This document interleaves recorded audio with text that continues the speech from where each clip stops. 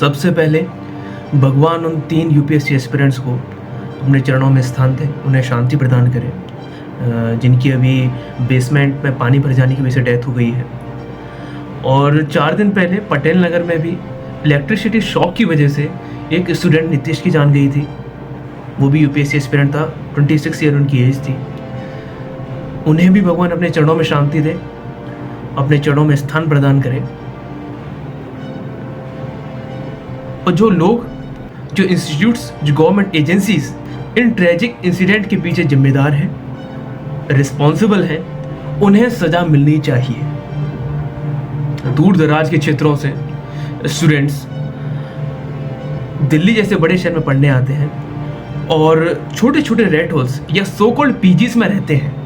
Focus और concentration के लिए लाइब्रेरीज में जाते हैं और ना केवल वहाँ ढेर सारा पैसा खर्च करते हैं, बल्कि दिन रात कड़ी मेहनत करते हैं किस होप में कि एक ना एक दिन वो भी अधिकारी या आईएएस, आईपीएस या कोई बड़ा अधिकारी बनकर अपने पेरेंट्स का नाम रोशन करेंगे।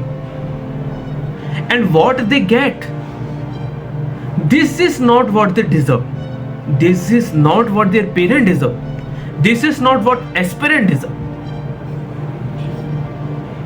कि इन इंसिडेंट्स में उनकी जान चली जाती है। बहुत ही सैड और ट्रेजिक इंसिडेंट था। शर्म आनी चाहिए सबको, जो भी जिम्मेदार है। पर जो ये हो गया है और जिनकी जान चली गई है या जिनकी जान जा सकती थी, कुछ सेकंड या इंचेस की वजह से उनकी जान बच गई है, उनका क्या? जिन फैमिलीज का जितना बड़ा नुकसान होना था वो तो हो चुका है, उसकी भरपाई कौन करेगा? यानी कि उसकी भरपाई क्या हो भी सकती है? भूलिए मत, वो भी आप और मेरी तरह यूपीएससी एस्पिरेंट थे, हम में से ही एक थे। यह भी हो सकता था कि उनकी जगह आप या मुझ में से कोई एक होता। It is possible. प्लीज, जो भी बाकी लोग हैं, जितने भी एस्पिरेंट्स हैं जो दिल्ली में रह रहे हैं, सेफ रहिए, अपने फ्लैट्स या अपार्टमेंट्स में रहिए, पीजी में रहिए, जहाँ तक पॉसिबल हो वहाँ रखिए। अपनी प्रिपरेशन को कंटिन्यू रखिए, प्रिकॉशन लीजिए, क्वेश्चन एक्सरसाइज करिए, गाइडलाइंस को फॉलो करिए। आपकी जान से बढ़कर कुछ भी नहीं है। आपकी पेरेंट्स के लिए भी, आपके लिए भी, आपकी जान, आपकी हेल्थ, सबसे पहले उसको प्रायोरिटी दीजिए। सिलेक्शन ना होना या होना वो बात की बात है, पहले आप हैं। ये कोई पहला इंसिडेंट नहीं है जो ओआरएन या मुखर्जी नगर में हुआ है, जिनकी वजह से यूपीएससी एस्पिरेंट्स की जान दांव पे लग जाती है। वो बेचारे बड़ी दूर से पढ़ने के लिए आए हुए हैं, लेकिन सहन उन्हें क्या करना पड़ता है, क्या स्ट्रगल वो सहन करते हैं। बहुत ही बड़ी बात है, बहुत ही मतलब क्या कहें, बेशर्मी की बात है उन एजेंसीज के लिए, उन इंस्टीट्यूट्स के लिए, कि उन इनोसेंट एस्पिरेंट्स की जान दांव पर लग जाती है उन इंस्टीट्यूट्स या एजेंसीज की गलती की वजह से। और भी इंसिडेंट हुए हैं, यही इंसिडेंट नहीं है। ये आप और इंसिडेंट भी देख सकते हैं जहां एस्पिरेंट की जान दांव पर लगी है, चाहे वो पीजी हो, पीजी में आग लगने की बात हो, कोचिंग में आग लगने की बात हो, चाहे बेसमेंट में पानी भरने की बात हो, इलेक्ट्रिसिटी शॉक हो। ये सब एक एस्पिरेंट झेलता है, ना कि कोई इंस्टीट्यूट, ना कोई एजेंसी। तो ये आप पहले न्यूज़ देखिए। ये वो वाली न्यूज़ है जहाँ 3 बच्चों की डेथ हुई थी बेसमेंट में पानी भर जाने से। 3 students killed after the basement of UPSC coaching centre in Delhi gets flooded. ये आप देख सकते हैं फोटोज में कि सीढ़ियाँ जहाँ से स्टार्ट होती हैं वहाँ तक सीवरेज का पानी यहाँ पर भर चुका था। और पानी भी कौन सा था? सीवरेज वाला। क्योंकि एकदम से जब बारिश का पानी जब उन सीवरेज टैंक में जाता है तो ओवरफ्लो की वजह से जो उनके ढक्कन थे वो भी बेसमेंट में ही थे, तो एकदम से ढक्कन उठे सारे और एकदम से पानी सब में भर गया। दिक्कत ये हुई कि कोचिंग की जो लाइब्रेरी थी उसमें बायोमेट्रिक वाला लॉक था सारा, तो एकदम से जो सारा टेक्निकल चीज़ थी पानी भरने से ख़राब हो गई और लॉक जो था वो पूरी तरीके से ख़राब हो गया और डोर खुला ही नहीं। जो रेस्क्यू करने वाले थे उन्होंने भी गेट को तोड़ के रेस्क्यू किया है, तब जाके बच्चों की जान बची। अगर हादसे की टाइमलाइन की बात करें तो शाम को 6:35 पर बारिश का पानी अचानक से बेसमेंट में भर गया। पुलिस के बाद तुरंत सूचना पहुंची। फायर डिपार्टमेंट के अधिकारी लगभग 7:10 पर उनको कॉल मिली और 7:15 तक फायर की टीम जो वहां पर पहुंच गई। फायर विभाग के अधिकारी ने तुरंत बेसमेंट में से पानी बाहर निकालना चालू कर दिया। 9 बजे के आसपास एनडीआरएफ की टीम पहुंचती है और करंट वगैरह ना फैल जाए इस वजह से बिजली को बंद करके टॉर्च से रेस्क्यू अभियान वहां पर चलाया है। तो रात को 10:40 पर एक स्टूडेंट की बॉडी मिली, फिर 11:10 पर दूसरे की बॉडी मिली और रात को करीब 1 बजे तीसरी डेड बॉडी मिली है। अब बाकी अभी कह नहीं सकते कितने बच्चों की डेथ हुई है, एक आरटीआई लगाई है जिससे खुल के पता चल पाए कि आखिर में कितने लोगों की डेथ हुई, कितने वहाँ पर घायल भी हुए, वो भी पूरा पता चले। अदर इंसिडेंट्स की बात करें, ये पिक्चर देखिए आप कि यूपीएससी एस्पिरेंट 26 साल का एक UPSC aspirant electrocuted on वाटरलॉग road इन पटेल नगर में, जिसकी बात कर रहा था नीतीश, जिनकी डेथ हुई थी वाटरलॉग में जो करंट फैल गया था उस वजह से पटेल नगर में, वो वाली न्यूज़ है। नीचे जो न्यूज़ है वो सूरत फायर की है, जहाँ पर सूरत में 22 बच्चे वहाँ पर डेथ हो गई थी उनकी कोचिंग में, वहाँ पर आग लगने की वजह से। ये आपको पता होगा जून के अंदर 2023 में 61 student hurt as fire break out in the Delhi Mukherjee Nagar building. एक संस्कृति आई इसमें शायद वहाँ पर आग लगी थी, तो उस वजह से लोगों स्टूडेंट्स को दिक्कत आई थी। लोग ऊपर की बिल्डिंग से नीचे कूदने की कोशिश कर रहे थे। ये असलियत वाली आप देखिए कि ओल्ड राजेंद्र नगर में 95% कोचिंग सेंटर्स के बेसमेंट में चल रहे हैं, 4000 से अधिक लाइब्रेरीज वहाँ चल रही हैं। तो कैसे बच्चों की सेफ्टी का यहाँ ध्यान रखा जाएगा कि बाई चांस अगर बारिश का पानी आ जाए तो कैसे सेफ्टी इंश्योर होगी, उस पर कोई भी काम नहीं है। ये जो फोटोज़ हैं ये सब लाइब्रेरीज़ के हैं, जो भी डिपार्टमेंट्स, जो गवर्नमेंट डिपार्टमेंट है एमसीडी, वहाँ से उन्होंने सील किए हुए हैं कि जितने भी बेसमेंट में लाइब्रेरी चल रहे हैं उन्होंने सबको सील किया गया। ये देखिए, ये फ़ोटो देखिए आप, ये फ़ोटो देखिए, ये सब बेसमेंट में लाइब्रेरीज़ हैं। ये न्यूज़ देखिए वो वाली कि 61 student hurt as fire break out in Delhi Mukherjee Nagar building. The injured students either fell while attempting to climb down the building with the help of pipes cables from the top floors. यानी कि उनकी तो वहां top floor से गिरने से ही death हो सकती थी, उनके हाथ पैर टूट सकते थे। कितनी बड़ी यहाँ पर गलती हुई है वो फायर डिपार्टमेंट्स वालों से भी, और कोचिंग इंस्टीट्यूट तो है ही इसमें जिम्मेदार कि उनको कैसे एनओसी मिल जाती है। और ये फोटो प्रोटेस्ट की है, जितने भी यूपीएससी एस्पिरेंट वहाँ पर अवेलेबल थे सब ने मिलकर प्रोटेस्ट किया, शांतिपूर्ण धरना दिया है।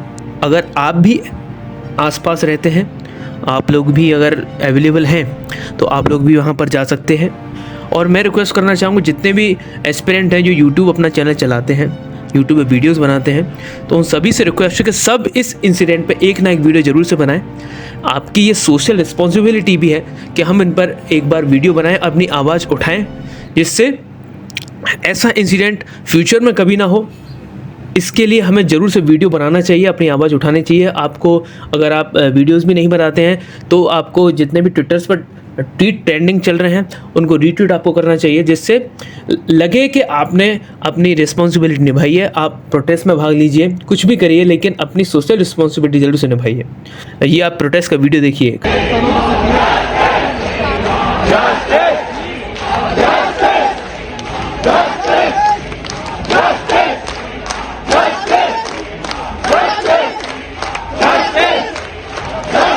अब कुछ ज्ञानी लोग ज्ञान देंगे कि दिल्ली में बाहर से स्टूडेंट जो पढ़ने आते हैं वो भीड़ बढ़ा देते हैं, जिससे रिसोर्सेज पर बहुत ज़्यादा दबाव पड़ जाता है और एजेंसीज फेल हो जाती हैं। तो उन ज्ञानी लोग से मैं कहना चाहता हूँ कि ये जो एस्पिरेंट्स हैं कोई अपनी मर्जी से या शौक पूरे करने के लिए दिल्ली नहीं आते हैं। ये एक होप में आते हैं कि ये भी अधिकारी बनेंगे एक न एक दिन अपने पेरेंट्स का नाम रोशन करेंगे। ये कोई अमीर क्लास से नहीं आते हैं, ना ही कोई हाई मिडिल इनकम क्लास से आते हैं। ये ज़्यादातर लोग लो मिडिल इनकम क्लास से आते हैं, जिनके पेरेंट्स अपनी खून पसीने की मेहनत की कमाई इन कोचिंग इंस्टीट्यूट्स को देते हैं, किस होप में कि ये कोचिंग ज्वाइन करने से हमारा बच्चा कोई अधिकारी, आईएएस, आईपीएस, आईआरएस अधिकारी बन के हमारा नाम रोशन करेगा। और इन इर्रिस्पॉन्सिबल कोचिंग वालों को आप देखिए, इन पर बड़ी शर्म आती है कि एडमिशन की जब बात आती है तो बड़े बड़े पोस्टर दिखाकर बच्चे से पैसा तो ऐंठ लेंगे, लेकिन जब जिम्मेदारी की बात आती है, स्टूडेंट्स पर संकट की बात आती है, इनकी सेफ्टी की बात आती है, इनकी सिक्योरिटी की बात आती है, तो ये बड़े बड़े इंस्टीट्यूट्स, बड़े बड़े टीचर्स चुप्पी साध लेते हैं, भाग जाते हैं और क्लासेस में आपको एथिक्स पढ़ाते हैं, आपको मॉरल सिखाते हैं। कितनी बड़ी डायलेमा है जो हम ये एस्पिरेंट्स मतलब फेस करते हैं। कोचिंग इंस्टीट्यूट्स वालों की पूरी लॉबिंग चलती है, एक की कमी सामने आती है तो सारे चुप हो जाते हैं, क्योंकि सब है तो एक ही पेड़ की डाली, सबके वही सिस्टम है, सबके बेसमेंट में लाइब्रेरीज है। ज़्यादातर के पास भी सेफ्टी गाइडलाइंस फॉलो नहीं करते हैं। लेकिन अब ज़रूरत है जस्टिस की, अपनी आवाज़ बुलंद करने की, अपनी आवाज़ उठाने की। इन कोचिंग इंस्टीट्यूट के सामने आपको स्लेव बन के नहीं रहना है। अपनी आवाज़ उठाइए, अपने लिए लड़िए। जितने भी एस्पिरेंट मेरे इस वीडियो को देख रहे हैं, आपकी जिम्मेदारी है कि सबसे पहले आप इसको शेयर करिए। और जितने भी स्टूडेंट्स किसी भी कोचिंग में पढ़ते हैं, तो आपको उनके मैनेजमेंट के सामने प्रेशर जरूर क्रिएट करना है जब भी आप एडमिशन ले रहे हैं, कि हम किस एनवायरनमेंट में पढ़ना चाहते हैं। अपनी आवाज़ को आप अच्छी फैसिलिटीज़ के लिए आपको अपनी आवाज़ उठानी है कि हम बेसमेंट की लाइब्रेरीज में नहीं पढ़ेंगे, हम ऐसे रूम में भी नहीं पढ़ेंगे जहाँ कोई इमरजेंसी एग्जिट नहीं है। आपको अपनी सिक्योरिटी, आपको अपनी सेफ्टी के लिए आवाज़ उठानी पड़ेगी। आप उनके कस्टमर्स हैं, उनको आपके हिसाब से चलना पड़ेगा। आप 2-2 ढाई लाख रुपए मोटी फीस देकर उनका कारोबार बना रहे हैं, तो उनकी जिम्मेदारी है कि आपको अच्छे से सर्व करें, आपको अच्छी कंडीशंस दें, आपको अच्छा एनवायरनमेंट दें। बहुत ज़्यादा इंपॉर्टेंट है, आपको अपनी आवाज़ उठानी पड़ेगी। नहीं तो ये दिन भी दूर नहीं है कि आज जिन स्टूडेंट्स की डेथ हुई है, अगले बार उनमें से हमारा नंबर भी हो सकता है या आपका नंबर हो सकता है। तो उस हिसाब से लंबी सोच रखनी है। उन इंस्टीट्यूट के सामने अपनी आवाज़ आपको उठानी है, दब के नहीं रहना है। चाहे कोई भी कोचिंग इंस्टीट्यूट हो, चाहे कोई भी गवर्नमेंट डिपार्टमेंट हो, कोई भी रिस्पॉन्सिबल लोग हो, उनके खिलाफ हमें आवाज़ उठानी है। लेकिन एक डायलेमा ये है कि एक एस्पिरेंट जो बड़ी मुश्किल से पैसों का इंतजाम करके कोचिंग की फ़ीस दिया है, लाइब्रेरीज की फ़ीस दे रहा है, तो वो आवाज़ उठाए, प्रोटेस्ट करे लंबे लंबे दिनों तक, या फिर अपनी पढ़ाई करे, अपनी मेज़ की प्रिपरेशन करे। क्या करे वो अकेला? बहुत बड़े डायलेमाज है। लेकिन आपकी सेफ्टी फर्स्ट है, तो हमेशा अपनी सेफ्टी के लिए लड़िए। तो सॉल्यूशन क्या है कि भेड़ चाल को फॉलो करके दिल्ली में आना क्या सच में फ़ायदेमंद है? क्या हम अपनी जान को दांव पे लगाएं? क्या हम स्ट्रगल को फॉलो करें? क्या हम अपने घर के एनवायरनमेंट को छोड़कर इन छोटी छोटी गलियों में आकर रहें? क्या ये सच में फ़ायदेमंद है? कि क्या IAS IPS या कोई अच्छी UPSC की जॉब पाने के लिए दिल्ली में जाना सच में ज़रूरी है? तो सीधा साधा आंसर है एब्सोल्युटली नॉट। ऐसा क्यों? कारण ये है कि हम अभी हैं डिजिटल रिवॉल्यूशन के एज, जहां हम अगर बात करें पिछले कुछ सालों की, यानी कि 2005, 6, 7, 8 या उससे पहले की बात करें, तो दिल्ली जाना कोई रीज़न बनता भी था क्योंकि रिसोर्सेज आपके पास उतने नहीं होते थे, कोई अच्छी गाइडेंस आपको नहीं मिल पाती थी, कोई अच्छी मेंटरशिप आपको नहीं मिल पाती थी घर बैठे, तो लोग दिल्ली जाते थे, उन्हें फ़ायदा भी होता था। बट अब स्थिति ये है कि आप घर बैठे ऑनलाइन ले सकते हैं हर चीज़, चाहे वो मेंटरशिप हो, चाहे गाइडेंस हो, चाहे कोचिंग हो, कुछ भी घर बैठे आप सब चीज़ कर सकते हैं। घर बैठे आप कोई भी मटेरियल मंगा सकते हैं, चाहे वो किसी कोचिंग के नोट्स हैं, चाहे वो टेस्ट सीरीज़ है, चाहे कोई भी मटेरियल है, आप घर बैठे सब कुछ ऑर्डर कर सकते हैं। अगर आपके अंदर जिगरा है पढ़ने का कि मुझे IAS सच में बनना है, तो आप घर बैठकर भी पढ़ सकते हैं, या घर के आसपास कोई भी अच्छी लाइब्रेरी ज्वाइन करके आप अपनी पढ़ाई को कंटिन्यू कर सकते हैं। ऐसे कई सारे टॉपर्स हैं जिन्होंने घर पर रहकर UPSC क्रैक किया है, चाहे वो कोरोना की बात अगर आप कर लें, या फिर कई सारे ऐसे एस्पिरेंट्स हैं या कई सारे टॉपर्स थे जिन्होंने घर पर रह के क्रैक की। अब हमें ज़रूरत है स्मार्ट वर्क की। हमें आना चाहिए कि ChatGPT को हमें कैसे अच्छे से यूज़ करना है, टेलीग्राम को कैसे हम अच्छे से यूज़ कर सकते हैं। कई सारे ऐसे प्लेटफॉर्म्स हैं, कैसे हम उनका यूटिलाइजेशन कर सकते हैं अपनी प्रिपरेशन के लिए, जिससे आपकी प्रिपरेशन घर बैठे पूरी हो सके और स्ट्रगल को आपको नहीं करना पड़े। दिल्ली जाने का वो जो फाइनेंशियल बर्डन है, वो जो लोनलीनेस है, वो आपको वहाँ पर फेस नहीं करनी पड़े। ज़रूरत है आपको अपना दिमाग खोलने की, भेड़ चाल को फॉलो करने की नहीं। आखिरकार UPSC के लिए चाहिए क्या? आपको चाहिए हार्ड वर्क, यानी कि सिलेबस पर पूरी पकड़। सिलेबस आपको अच्छे से रटा होना चाहिए, अच्छी आपको गाइडेंस हो, मेंटरशिप हो, मोर एंड मोर प्रैक्टिस और रिवीजन पर आपका फोकस हो, साथ में काम करता है आपका लक। दिल्ली जाने के बाद भी ये सारी चीज़ें आपको करनी पड़ेंगी। आपको हार्डवर्क करना पड़ेगा, आपको गाइडेंस लेनी पड़ेगी, आपको मेंटरशिप करनी पड़ेगी, आपको प्रैक्टिस करनी पड़ेगी, आपको रिवीजन भी करना पड़ेगा। और फिर भी जरूरी नहीं आपको सिलेक्शन हो जाए। बाकी नुकसान ये हो जाता है कि फाइनेंशियल बर्डन हो जाता है, लोनलीनेस आ जाती है, आपके पास अकेलापन हो जाता है आपके साथ। अगर आपके अच्छे फ्रेंड नहीं है, अगर आपका अच्छा पीयर ग्रुप नहीं है, तो आपका टाइम वेस्ट होगा, आपको बैड हैबिट्स भी लग सकती हैं। दिल्ली तो यार लाखों लोग जाते हैं, लाखों स्टूडेंट जाते हैं प्रिपरेशन के लिए। दिल्ली के साथ साथ कोटा को अगर आप ले लें, जो नीट और JEE के लिए जाना जाता है, देश भर से काफ़ी स्टूडेंट्स जाते हैं वहाँ पर। आपने सुसाइड की कितने केस आपने सुने हैं, कितने ज़्यादा स्ट्रगल लोग वहाँ करते हैं।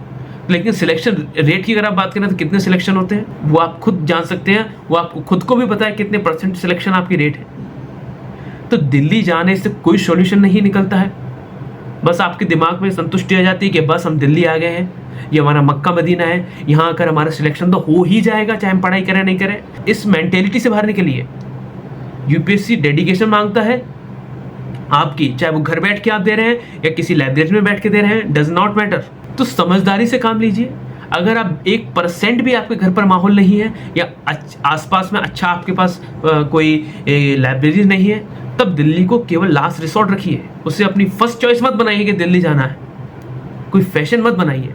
नहीं तो किस इंसिडेंट का आप शिकार हो जाएं, किन बैड हैबिट्स में आप शिकार हो जाएं, कोई कह नहीं सकता। क्या फाइनेंशियल बर्डन से आप जूझ रहे हैं, क्या मेंटल प्रेशर आपके ऊपर आ रहा है, वो बहुत ज़्यादा मैटर करता है। बाकी समझदारी आपकी है, एंड में कॉल आपका ही है। बाकी आप क्या सोचते हैं कमेंट करके ज़रूर बताइएगा, और अपनी संवेदना जरूर हमारे कमेंट में लिखिए इन लोगों के प्रति। भगवान उनको शांति दे एक बार फिर से। तो आज के लिए इतना ही रखते हैं, और हमारे वीडियो को ज़्यादा से ज़्यादा शेयर करिए, इससे जितने ज़्यादा लोगों तक पहुँचे बात जितनी अच्छी है। तो आज के लिए इतना ही। तो जय हिंद, जय भारत।